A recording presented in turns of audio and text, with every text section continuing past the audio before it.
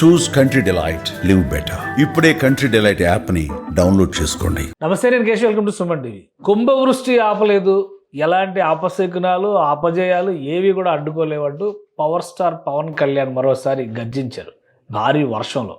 OG cinema pre release event హైలైట్స్లో ఇలాంటి మచ్చు తునకలు చాలా ఉన్నాయి. ఫైనల్గా ఈ ఓజీ ప్రీ రిలీజ్ ఎలాంటి మెసేజ్ ఇచ్చింది, దానికి తగ్గట్టుగా ట్రైలర్ కొద్దిసేపటి క్రితంగా రిలీజ్ అయింది, అది ఎలాంటి బజ్ క్రియేట్ చేస్తుంది, దీన్ని విశ్లేషించే ప్రయత్నం చేద్దాం. మనతో పాటు సీనియర్ జర్నలిస్ట్ అలాగే ఫిలిం క్రిటిక్ ప్రభు గారు నమస్తే. నమస్తే. ఓజీ ఓజీ ఓజీ ఎక్కడికి వెళ్ళినా అదే మేనియా నడిచింది. ఫైనల్గా ప్రీ రిలీజ్ ఈవెంట్ జోరు వర్షంలో ట్రైలర్ రిలీజ్ అయిపోయింది. సో ఏంటి ఆ ఈవెంట్ హైలైట్స్ ఏంటి? కుంభవృష్టిలో పవన్ కళ్యాణ్ గారు కొన్ని డైలాగ్స్ కూడా చెప్పారు, వాటి గురించి కూడా క్లారిటీ ఇవ్వాలి మీరు. ఓవరాల్గా ఈవెంట్ ఎలా జరిగింది? Okay, OG OG OG crazy crazy crazy అన్నట్టుగా ఈ మధ్య కాలంలో ఎంత బజ్ క్రియేట్ అయినటువంటి సినిమా ఇంకోటి లేదు. Most awaited film, most expected film, దానికి తగిన స్థాయిలో ఉన్నాయి. యాక్చువల్గా నిన్న అక్కడ లాల్ బహదూర్ స్టేడియంలో పబ్లిక్ మీటింగ్, ఈ వర్షాలు ఇలా పడుతున్న టైంలో పబ్లిక్ మీటింగ్ పెట్టారు. అసలు వీళ్ళకి ఏమన్నా అయితేందా? అసలు దీనికి ఆల్టర్నేటివ్ కూడా ఆలోచించారు అక్కడ. కాకపోతే ఇక్కడికి శిల్పకళా వేదిక షిఫ్ట్ అయ్యేలాగా. కానీ ఆల్రెడీ 7 దాకా కూడా ఏమో అసలు ఆ సూచనలు లేవు, మబ్బులు పెట్టేది లేదు, అమ్మాయి ఇంకేం లేదులే పర్వాలేదు కదా అనుకున్నారు. పబ్లిక్ కూడా విపరీతంగా వచ్చేసారు. ఈ మధ్య కాలంలో Lal Bahadur stadium gallery full అవటం అనేటువంటిది మామూలు విషయం కాదు. అలాంటి వాతావరణంలో అయినా సరే ఎప్పుడైతే సభ స్టార్ట్ అవ్వబోతుందో అందుకుంది కుంభవృష్టి. ఇక అయిపోయింది, కంపు కంపు కంపు కంపు అయిపోద్ది అనుకుంటే ఎవ్వరూ ఎక్కడికి కదలలేదు. శుభ్రంగా వర్షాల్లో తడిసిన కరెంటు స్తంభాల్లాగా అలా నిలబడ్డారు, పోల్స్ లాగా నిలబడ్డారు తప్ప ఎవరు వెళ్ళలేదు. That is the craze of the film, that is the craze of Pawan Kalyan. అదే అనిపించింది రాత్రి నిజంగా చూసిన తర్వాత. గతంలో ఒకసారి కూడా మన చిరంజీవి గారి సినిమాకి కూడా అనంతపురంలో జరిగినప్పుడు వాళ్ళు తెరవేరాయి దానికి ఎలాంటి క్రేజ్ ఉందో, ఎలా నిలబడిపోయారో జనం, అట్లాగే ఈ రోజున ఈ సినిమా కూడాను అలా నిలబడిపోయి సినిమా మొత్తం ఫంక్షన్ ఆద్యంతం చూడటం జరిగింది. కాకపోతే కొన్ని ఈవెంట్స్ అన్ని కుదించేసుకున్నాను. ఆ పరిస్థితుల్లో ఎవరు మాట్లాడినా సరే, ఎవరు వెయిట్ చేసినా పవన్ కళ్యాణ్ మ్యూజిక్ షో కూడా తగ్గించేశారు. పవన్ కళ్యాణ్ స్పీచ్ కోసం వెయిట్ చేయటం అనేటువంటిది. So that is the craze of the film. So Pawan Kalyan గారి స్పీచ్ ఏంటి హైలైట్స్? చాలా చాలా చమక్కులు చణుకులు చాలా విషయాలు ఉన్నాయి అందులో. ఆయన ఏదో చెప్పారు, పైన ఎక్కడ ఉన్నా కానీ కిందకి దింపేస్తానంటే ఏదో చెప్పారు కదా డైలాగ్. ఏంటి డైలాగులు చాలా ఉన్నాయి. మోరాల్స్ తన గెటప్, సినిమాలో ఆయన ఎంట్రీ, స్టేజ్ పైకి వచ్చిన విధానం, ఎంట్రీ కానీ వచ్చిన గెటప్ కానీ. ఇప్పుడు సాధారణంగా అసలు తను పొలిటికల్ మీటింగ్లో చాలా చోట్ల చూస్తుంటాం, ఎంత పెద్ద మీటింగ్ జరిగినా సరే సింపుల్గా ఒక ఫైజ్మాలాలు చేసి కూర్చుంటారు తప్పితే గెటప్ విషయంలో ఏమాత్రం కేర్ తీసుకోవటం కానీ, ఏదో ఒక ప్రజెంటేషన్లో ఇప్పుడు తను రావట్లేదు ఈ మధ్య కాలంలో. తను ఒక ప్రజెంటెడ్ గెటప్లో మంచి ఆ సినిమాకి సంబంధించిన గెటప్లో చూడాలి. బయట ఆన్ స్క్రీన్ నాకేమనిపించింది అంటే, ఆయన పొలిటికల్ ఇమేజ్ లోనే అందరికి కనిపించాలని డిసైడ్ అయిపోయారు ఏ ఈవెంట్ కి వచ్చినా. బట్ ఇక్కడ మాత్రం బ్లాక్ డ్రెస్, కత్తి పట్టుకొని రావడం. అదే ఎందుకు చెప్తున్నాను, ప్రజెంట్ తన ప్రజెంట్ చేసుకోవాలన్నట్టు తెర మీద ప్రజెంటేషన్ తప్పితే విడిగా తను ప్రజెంట్ చేసుకోవాలి, స్టైలిష్గా రావాలి, స్టైలిష్గా కనిపించాలి అనే యాంగిలే ఉండదు తనకి. అలాంటిది ఈ సినిమాకి గెటప్లో, ఒరిజినల్ గెటప్లో, ఆ సినిమా గెటప్లో వచ్చి కత్తి పట్టుకొని రావటం అనేటువంటిది ఆ సినిమాకున్న క్రేజు. దీనికి సుజిత్ ఇచ్చినటువంటి రిక్వైర్మెంట్, మాకు మీరు ఇలా కావాలి, ఈ సినిమాకి హైప్ రావాలి, ఈ సినిమాకి సంబంధించినటువంటి ఆ గెటప్ బాగా పాపులర్ అవ్వాలి అంటే మీరు రావాలని పట్టుబట్టడంతో తన అభిప్రాయాన్ని కానీ తన ఇదిని కానీ మార్చుకొని ఆ జోష్ని నింపటం కోసం, ఆడియన్స్లో అభిమానుల్లో ఆ జోష్ నింపటం కోసం ఆ గెటప్లో రావడం జరిగింది. ఆ గెటప్లో రావడం it self is the super hit function. అంత గ్రాండ్ సక్సెస్ అయిందంటానికి అది కూడా వన్ ఆఫ్ ద రీజన్. కత్తి పట్టుకొని రావడం, తనే అంటాం మళ్ళీ ఒక డిప్యూటీ సీఎం అయ్యుంటే నేను కత్తి పట్టుకొని రావచ్చా అనేటువంటిది తనకు తానే వేసుకొని నిజంగా గెటప్ని హైలైట్ చేయడం కోసం తప్పితే అతనికి వేరే ఈ షోపు టప్పుల మీద ఎప్పుడు కూడాను క్రేజ్ లేదు. సో అందులో ఇంకో డైలాగ్ చెప్పారు ఆయన, ఆకాశంలో ఉంది నాకు తిరుగు లేదు అనుకునే వాళ్ళని కూడా నేను నేల మీదకి దింపేస్తాను అంట. స్పీచ్ లో ఆ కత్తి గురించి చెప్తా, కటానా గురించి చెప్తా ఆయన ఓ డైలాగ్ చెప్పారు. అదేంటో నాకు పొలిటికల్ డైలాగ్ లాగా అనిపించింది. అంటే ఏపీలో పొలిటికల్ ఈ గా మధ్య డైలాగుల్లో కొంతమంది దాన్ని అట్రిబ్యూట్ చేసుకునే అవకాశం ఉంది. ఎందుకు సోషల్ మీడియా అంతా ఇప్పుడు అదే చెప్తుంది. సోషల్ మీడియాలో ఎవరిని అంతా ఉద్దేశించి అదే అన్నారు జరుగుతుంది. మీరు అని చెప్పని ఆ? ఎవరిని ఉద్దేశించి ఈ మాట అన్నారు అనేది వైరల్ చేస్తున్నారు. అవును, ఎవరిని ఉద్దేశించారనేటువంటిది కూడా అర్థమవుతుంది క్లియర్ గా. తను వైసీపీ పార్టీ అధ్యక్షుడు మాజీ ముఖ్యమంత్రి జగన్మోహన్ రెడ్డి గురించి అన్నాడనేటువంటిది తను అలా ఉద్దేశంతో అన్నా అనకపోయినా కరెక్ట్గా సిచ్యువేషన్ అనేటువంటి దానికి సెటప్ అవుతుంది. ఎందుకంటే ఆ రోజుల్లో వైసీపీ ఎన్నికలకు ముందు జరిగిన ప్రచారంలో పవన్ కళ్యాణ్ అంటే ఏంటి చూపిస్తా, నా అధపాత్రానికి తొక్కకపోతే నా పేరే పవన్ కళ్యాణ్ కాదు, నా పార్టీ జనసేన పార్టీ కాదు అని విసిరిన ఛాలెంజ్ ఈ డైలాగ్కి రెండింటికి కరెక్ట్గా లింక్ కుదురుతుంది. కాబట్టి అది అతను ఉద్దేశపూర్వకంగా అన్నాడా లేదా తెలియదు, కానీ సినిమా కథలో ఆ డిమాండ్ బట్టి అన్నాడా లేదా తెలియదు, కానీ ఇది మాత్రం it is directly attributing to that particular situation. So Pawan Kalyan గారు మాట్లాడేటప్పుడు కూడా ప్రొడ్యూసర్ దగ్గర నుంచి హీరోయిన్, విలన్, ముఖ్యంగా విలన్, ప్రతి ఆర్టిస్ట్ గురించి మాట్లాడారు స్పెషల్. అవునవును, అంత కేర్ తీసుకోవడం, ప్లస్ సుజిత్ ని స్పెషల్ గా ఇంట్రడ్యూస్ చేశారు. ఆయన అసలు సినిమా అతందే అని చెప్పి అన్నారు.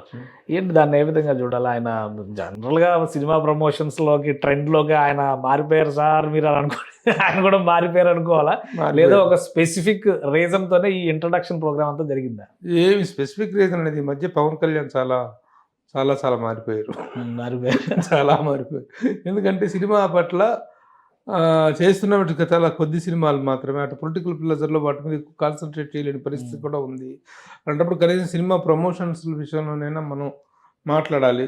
ఎందుకంటే ప్రతి ఒక్కళ్ళు కూడా పవన్ కళ్యాణ్ తన గురించి ప్రస్తావిస్తే భలే అన్నాడు, మ్యూజిక్ భలే చేశాడు తమన్ అని అంటేనో, లేకపోతే సుజిత్ భలే డైరెక్షన్ చేశాడంటానో, లేదా ఒక టెక్నీషియన్ గురించో, కెమెరామెన్ గురించో, ఒక మ్యూజిక్ డైరెక్టర్ గురించో, ఒక ఎడిటర్ గురించో మాట్లాడి తను ప్రస్తావిస్తే వాళ్ళు పొంగిపోతారు, వాళ్ళ పేరు పాపులర్ అవుతుంది. ఆ సినిమాలో ఉన్న టెక్నికల్ వెయిట్ ఎంతో బయటకు వస్తుంది, ఆర్టిస్టుల వెయిట్ ఎంతో బయటకు వస్తుంది. ఏ విషయం మాట్లాడకుండా అలా వచ్చేసి అయ్యూ వెళ్ళిపోతే సినిమా ప్రమోషన్ అనేటువంటిది ఈ రోజులో సాధ్యపడేది కాదు. సినిమా స్ట్రెంగ్త్ని ఎవరు చెప్పాలో వాళ్ళు చెప్తే ఇది అవుతుంది. ఆ పాయింట్ ఆఫ్ వ్యూలో తను నిజంగా మారిపోయి ఇంతకుముందు ఎప్పుడూ పార్టిసిపేట్ చేసింది లేదు అసలు. ఈ ప్రీ రిలీజ్ ఈవెంట్స్లో ఉన్నట్లుగా చాలా తక్కువ తను మాట్లాడిన పబ్లిసిటీ పాయింట్ ఆఫ్ వ్యూలో. కాబట్టి జరిగిన ఆలస్యాలు ఎలాగో జరిగినాయి, వాటిని కొంతైనా తను తెర మీదకి వచ్చేసి కాంపెన్సేట్ చేస్తే సినిమాకి హైప్ వస్తుంది అనేటువంటి ఉద్దేశంతో అంత సుదీర్ఘమైనటువంటి ఎప్పుడు 5 నిమిషాలు 5-6 నిమిషాలు తప్ప ఎప్పుడు మాట్లాడలేదు. కాబట్టి that is a wonderful change, you have to appreciate that. తను అంతగా మాట్లాడకపోతే ఇప్పుడు ఇంత హైట్ వచ్చేది కాదు. So main opponent lead Imran Hashmi గురించి అయితే ఏకంగా పాట పాడి మరీ చెప్పి జలక దిక్కలాజ అంటూ, అంటే ఒక సీనియర్ యాక్టర్, ఒక పర్ఫార్మర్ అయినటువంటి ఆర్టిస్ట్, ప్రొటాగనిస్ట్ యాంటాగనిస్ట్ మధ్య ఉండే కాంబినేషన్, ఆ స్ట్రెంగ్త్ ఉండాలి. ఆ ఆపోజిట్ చేసినటువంటి ఆర్టిస్ట్ అంత పవర్ఫుల్ యాక్టర్ అయినప్పుడే తన పర్ఫార్మెన్స్ కు కిక్ వస్తుంది. అదే రాముడు రావణాసురుడు లాంటి ఒక సర్వశక్తి సంపన్నుడితో పోరాడినప్పుడే కదా రాముడు తాలూకు ఇదైనటువంటిది బయటపడింది. హీరో అనేటువంటి వాడు ఎంత క్రూరమైనటువంటి వాడు, విలన్ వాడు ఎంత క్రూరమైన వాడు అయితేనే హీరోయిజం అనేటువంటిది అంత ఎలివేట్ అవుతుంది.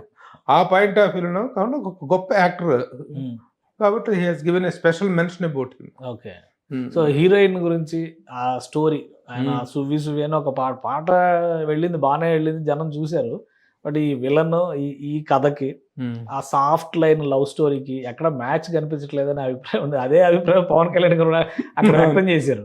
ఏంటి అసలు ఆ కాంబినేషన్? అంటే యాక్చువల్ గా ఈ సినిమా అనేటువంటిది 1980s నాటి ఒక వింటేజ్ స్టోరీ, ఒక టైం పీరియడ్ కి సంబంధించిన స్టోరీ. 1980s నాటి లవ్ స్టోరీస్ కానీ, అప్పటి మన సోషల్ లైఫ్లో కానీ, యూత్లో కానీ ఉండేటువంటి ప్రేమల్లో ఉండేటువంటి సెన్సిటివ్నెస్, ఇప్పటి ప్రేమల్లో ఆ సెన్సిటివ్నెస్ కంటే కూడాను ఆర్టిఫిషియాలిటీ ఒక రకమైన ఇది కనిపిస్తుంది, కృత్రిమత్వం కనిపిస్తుంది. అలా కాకుండా 80s లో ఒక సమాజంలో ఒక పొయిటిక్ సెన్స్ ఉండేది.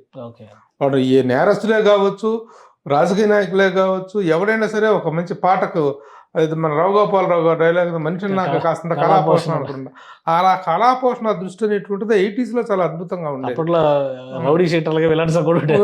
ఉండేది.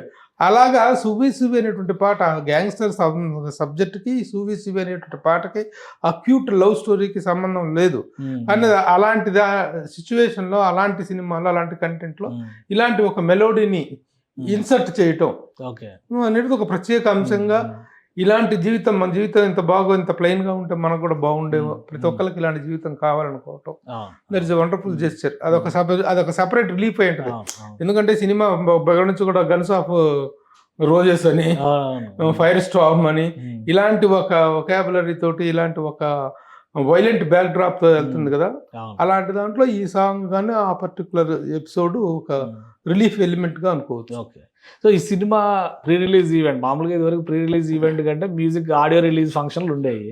సో ఇది ఒక రకంగా ఆడియో రిలీజ్ ఫంక్షన్ లాగా చేయాలనుకున్నారు ఫస్ట్ అయితే, ఎందుకంటే తమన్ మ్యూజికల్ నైట్ అక్కడ హైలైట్ అని చెప్తూ వచ్చారు. అదొక వర్షం వలన తుడిచిపెట్టుకుపోయింది.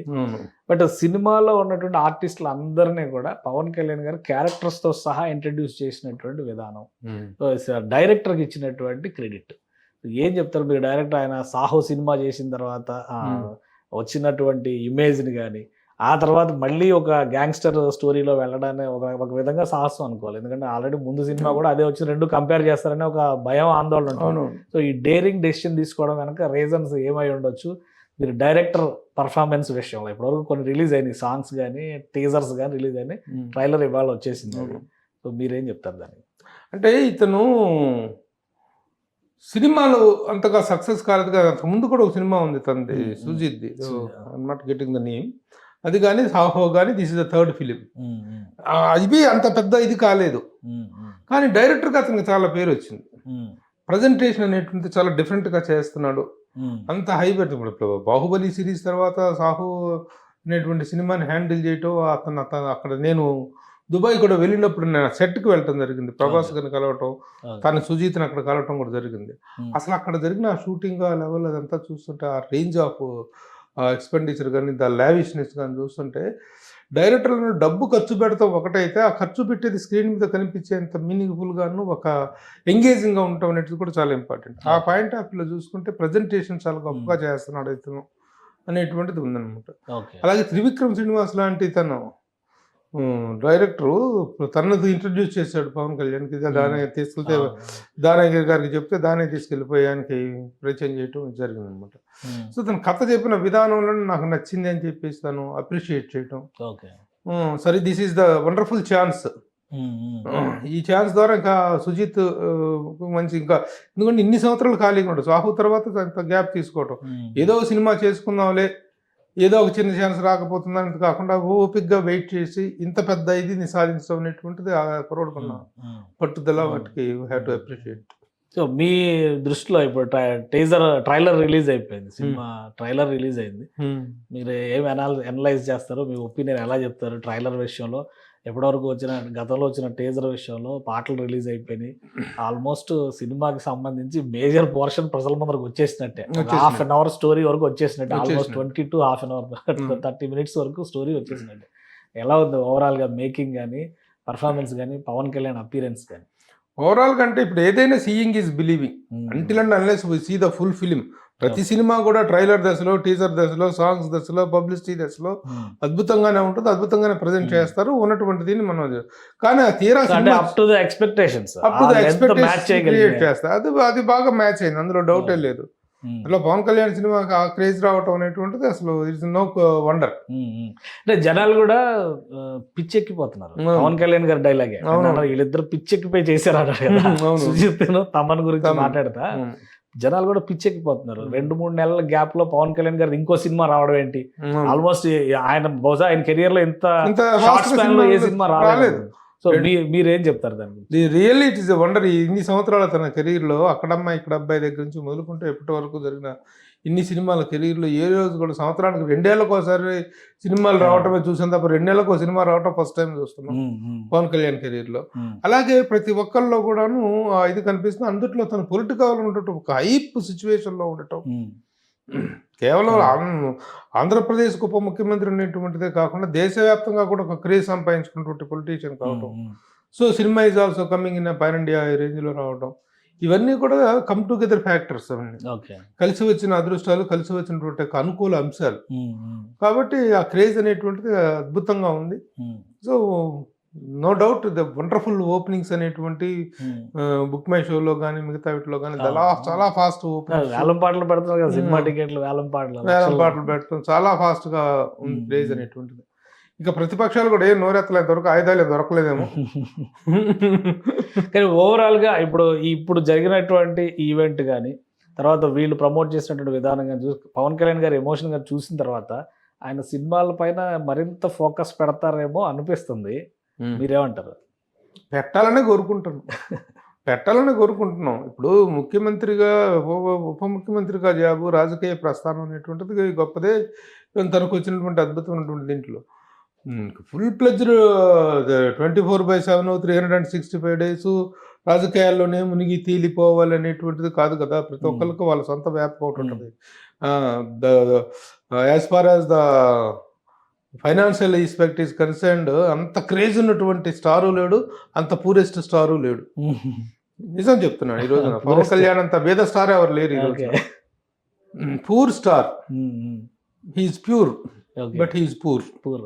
తనకున్నటువంటి ఇన్ని సంవత్సరాల సంపాదనలో, ఇన్ని కోట్ల క్రేజ్లో, ఎన్ని కోట్లైనా వెనకేసుకోగలిగిన వాడి యొక్క బ్యాలెన్స్ షీట్ ఈరోజు చూసుకుంటే సినిమాల్లో సంపాదించుకెళ్ళిపోయి కార్యకర్తలకు టీ కాఫీలు ఇచ్చినటువంటి పవన్ కళ్యాణ్ సినిమాలు వదిలేసిపోతే ఎక్కడి నుంచి సంపాదిస్తారు? రాజకీయాలు అవినీతి చేసి సంపాదించాలా? అది చేసేటువంటి వాడైనా, అది చేయడానికి దిగజారే వ్యక్తి అయినా కాదు కదా.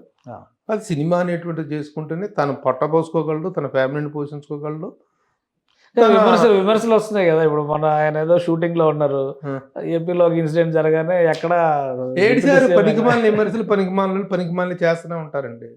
ఎవరి పని వాళ్ళు చేసుకుంటున్నారు తప్ప నీ ప్రధానమైన వృత్తిగతను అన్యాయం చేస్తే, తనకు బాధ్యత లేకుండా ప్రవర్తిస్తే మాట్లాడుకోవాలి. కానీ పనికిమాలిన డిస్కషన్స్, పనికిమాలిన వాదనలు ఎన్ని చేస్తే ఏంటి?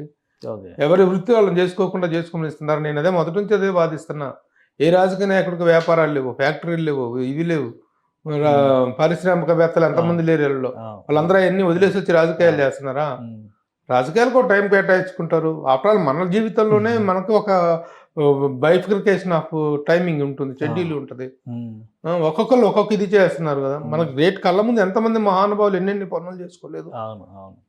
సో అంటే ఇప్పుడు ఏపీలో కూడా ప్రీ రిలీజ్ ఈవెంట్ ఉంటుంది అన్నారు. మరి దాని గురించి ఏమి అనౌన్స్మెంట్ రాలేదు ఏమన్నా? ఇక అవకాశం ఉండే ఛాన్స్ లేదు. ఎందుకంటే వాళ్ళు ఆల్రెడీ 22వ తారీఖు 23, 24, 25 సినిమా రిలీజ్ అనుకున్నారు కానీ కుదరలేదు. ఇక దీన్నే ఇంత భారీ స్థాయిలో చేసుకోవడం జరిగింది. ఏపీలో ఏదైనా ఇదైన తర్వాత సక్సెస్ మీట్ లాంటిది ఏమైనా కండక్ట్ చేసే అవకాశం ఉందని తెలుస్తుంది.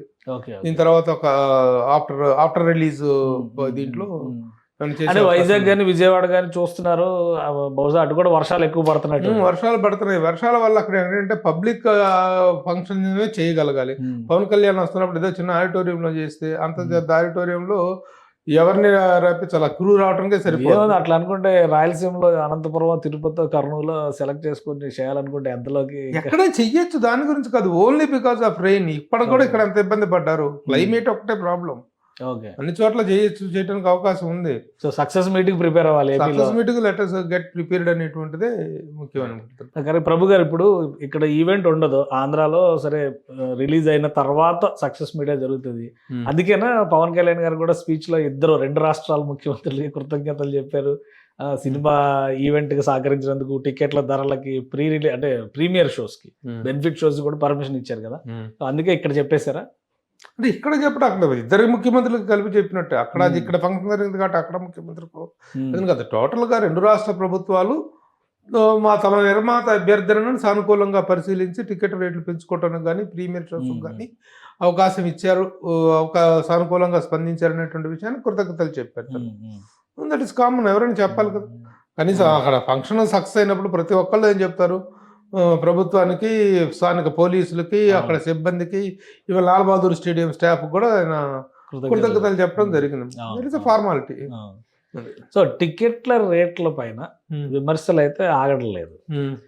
అంతకు ముందర ఇచ్చినటువంటి పర్మిషన్స్ దృష్టిలో పెట్టుకొని ఇప్పుడు అధికారం మీ చేతిలో ఉంది కాబట్టి మీకు తోచినంతగా పెంచుకుంటున్నారు అని విమర్శలు అయితే విపక్షాలు చేస్తున్నాయి. వైసీపీ నాయకులే స్ట్రైట్ గా పవన్ కళ్యాణ్ గారి బెనిఫిట్ షోకి 1000 రూపాయలు టికెట్ పెట్టడం పైన విమర్శలు గట్టిగానే వస్తున్నాయి. సో ఏమంటారు మీరు దాని గురించి? ఆ టికెట్ రేటు 1000 రూపాయలు కావాలని అడిగేది ఎవరు? పెంచుకోవడానికి అవకాశం ఇచ్చేది ఎవరు? అడిగేది నిర్మాత దానయ్య, ఇచ్చేది ప్రభుత్వం.